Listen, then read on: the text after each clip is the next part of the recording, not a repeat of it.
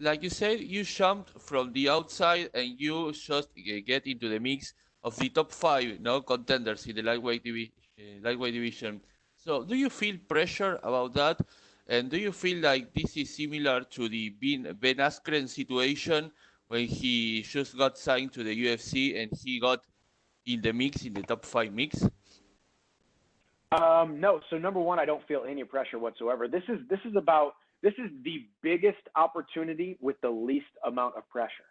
Uh, Pressure is stepping in the cage against a guy that you're supposed to beat. Nobody says I'm supposed to beat Khabib. Nobody says I'm supposed to beat Gaethje. Nobody says I'm supposed to beat anybody in the top five. I say that. My family says that. My training partners say that. My coaches say that. So there's a very small group of people out there that truly believe that I'm, the number one lightweight in the world. But they also didn't think I was going to beat Eddie Alvarez back in 2011 when I was 8-0, only 16 months into the sport. I love being the underdog. I love being counted out, and I love having the deck stacked against me. That's what we live for. It's these types of opportunities and moments that we live for. So when you talk about pressure, no, I think there's zero pressure. There's just excitement. There's a newfound joy and a newfound tenacity and a newfound purpose for myself and all my life that I get to go and compete against the best guys in the world. I've been saying I'm the number one lightweight in the world for 10, 11 years. I've had a lot of ups. I've lost some fights I shouldn't have lost. I've proven the doubters correct that I wasn't the best lightweight in the world numerous times. But now here I am as I sit here today and speak to you and speak to the media. I believe I'm the best lightweight in the world. I'm the best shape mentally, physically, and spiritually that I ever have been. And when you speak about Ben Askren, who's a good friend of mine, he got thrown into the mix right away, and he wanted that. That's what we do. The best competitors in the entire world, the men and women that we look up to in sports, are the people that want to be thrown into the fire again and again and again. We are galvanized by the fire. We are galvanized by these high pressure situations. That's what I want. I don't want to come in tiptoe. As I said before, you've heard me say it before, pull your hat down tight. I only know one speed. I'm not here for a long time. I'm here for a good time. And if we're here for a good time, let's throw me right into the mix. Either I am who I say I am, or I'm not. Give me a top five guy right away. Give me number one, number two, October 24th. We'll see. Do I sink or swim? There were a lot of comments from fighters like Charles DuBronx or Dan Hooker, and he said that he would love to welcome you to send you back to the B leagues, to the second leagues. Do you think that there is a lot of underestimate from the UFC fighters to the Bellator fighters that bothers you, that maybe people look Bellator fighters and say, oh, he will not make it to the UFC, or he will not have the capacity to beat a top 15. Do you think that bothers you? What do you think about that? I think the good thing is people are talking. Let's be honest.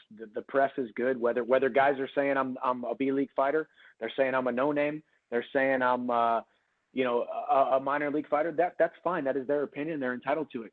There's a very large contingency of people out there who think I am in the top of the division, of the lightweight division in the world rankings, in the standings. There's a lot of people out there who believe that.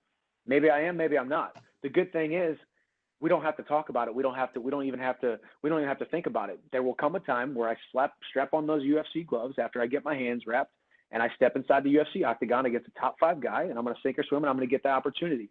Dan Hooker, phenomenal competitor. Charles Oliveira, phenomenal competitor. Possibly fights with those guys down the road. I don't know what fights will happen. As I said, I'm not a matchmaker. I'm the fighter. I show up. I'm a great employee first. I show up. I say yes. I sign on the dotted line. I make weight. And I go out there. I bite down on the mouthpiece, and I get into a physical altercation, hand-to-hand combat. If it's with one of those guys, we'll see. As I said, I need a top five guy right away. There's a lot of speculation right now with Conor, Poirier. Ferguson doesn't look like he has an opponent, and nobody's talking about him, so that could be a possibility. Obviously, I'm just focused on October 24th. It looks like nobody else is going to be stepping in there. I am the backup. So I'll be out there on Fight Island, fine-tuning sharpening my skills, sharpening my UFC Fight Week skills. This is a great opportunity for me to go to Fight Island, get a dry run, get a dress rehearsal of what a UFC Fight Week looks like, and I get to do that here in a couple weeks, and I'm tickled pink about it. You just mentioned Dustin Poirier. It is true that the UFC offered you that fight, but he refused to be loyal to Tony Ferguson. For me, and I said this since day one, I wanted to come in, I signed on the dotted lines, let the UFC do what they do. I will say the fight wasn't necessarily offered to me, but let's be honest, we talk about matchups. Hey, are you down to fight this guy, this guy, this guy, this date, here or there? I said yes to everything.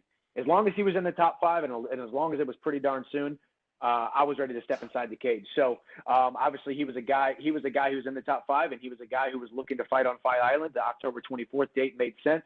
But no, it wasn't, the fight wasn't offered to me. There was no bound agreements. There was no contracts. I said I would be willing to fight him, Tony Ferguson, Connor, anybody in the top 5. So here we are. I'm back up on October 24th, and possibly your new lightweight champion October 24th. So we'll find out. And my last question is, do you find any difference between the UFC and Bellator? Well, in management, in this case, because you didn't have your first fight in UFC yet, but you have you noticed any difference between them? That can you tell us about that? So far, as you said, I haven't had my first fight there. Haven't had my first fight in the octagon yet. I've had a lot of media requests. Getting opportunity to do this with a ton of interviews today is awesome. The media push, the PR behind the machine that is the greatest mixed martial arts franchise in the entire world, the UFC. And I said this since day one. I have been making a great living outside of the UFC, and Dana White has had his name on every single one of my paychecks for the last 11 years because of him building this sport, building this organization into what it is. And so far, yes, it's been nothing but phenomenal. My dealings with the UFC, with Hunter Campbell, with Dana White, dealings with everybody behind the scenes, from PR to marketing to fighter operations to travel. It's a well-oiled, well-organized, well-balanced get after it machine, and I'm excited to be a part of it because that's how I live my life. I like speed. I like to operate with integrity. I like to do things right. I like to be exactly who I say I am and do exactly what I say I'm going to do. And thus far, my dealings with the UFC have been just that. Gracias por visitar Somos MMA en YouTube. No olvides suscribirte a nuestro canal y activar las notificaciones para seguir disfrutando de nuestro contenido.